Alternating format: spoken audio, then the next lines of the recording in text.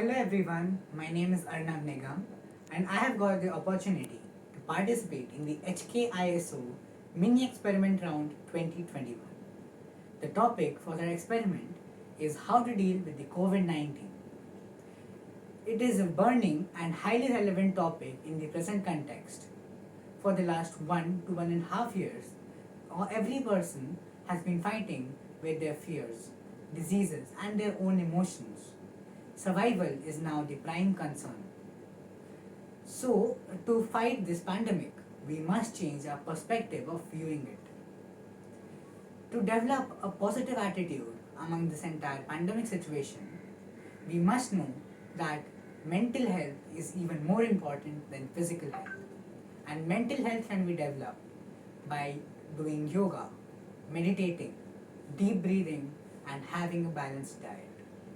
We must keep ourselves relaxed, calm, and composed because when we are under stress, the body secretes the hormones cortisol and adrenaline, which affect the overall metabolism of the body.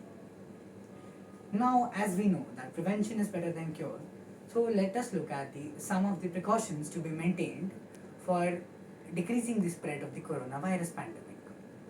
Firstly, we must wash our hands frequently for at least 20 seconds with a soap or an alcoholic sanitizer because they help to break the lipid coat of the coronavirus.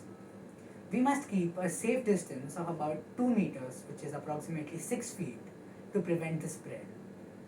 We must regularly disinfect surfaces like metal and glass.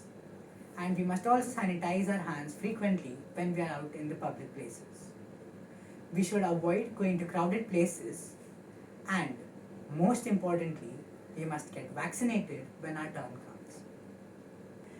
We must also avoid touching the entry points such as the eyes, nose and the mouth, and we must wear double masks. We must also follow the protocols and guidelines given to us by the national authorities. Now I'll be performing an experiment to demonstrate how safe distancing can help to reduce the spread of coronavirus. So, before beginning my experiment, I would like to tell you that when a person coughs, about 3,000 droplets are released into the air, while when a person sneezes, about 40,000 droplets are released, and each droplet has a speed of about 300 kilometers per hour. So, just consider this as the mouth of an infected person, and the red colored fluid is the saliva. So, when I have a distance of about 1 feet, and when the person coughs, this is the quantity of the virus which is transferred to another person. This was the case when the person was about 1 feet away. But in the same case, if we see about 3 feet away,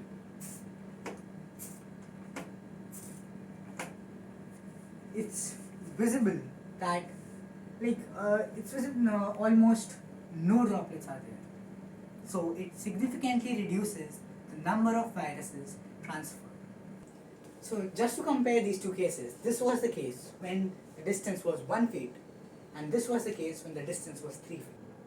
So now in this experiment, I'll be demonstrating how the coronavirus binds to the receptors on the lungs. This is just a setup for the lungs. This is the trachea, this is the bronchus, and these two are the lungs.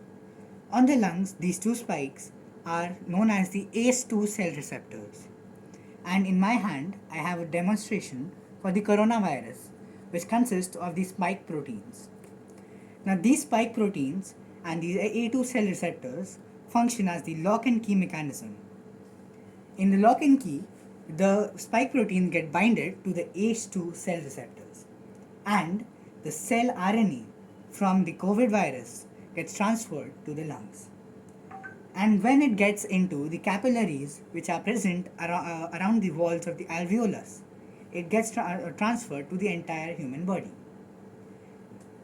The incubation period for this virus is about 2 to 10 days. And after that, the immune system and the adaptive immune system of the human start working.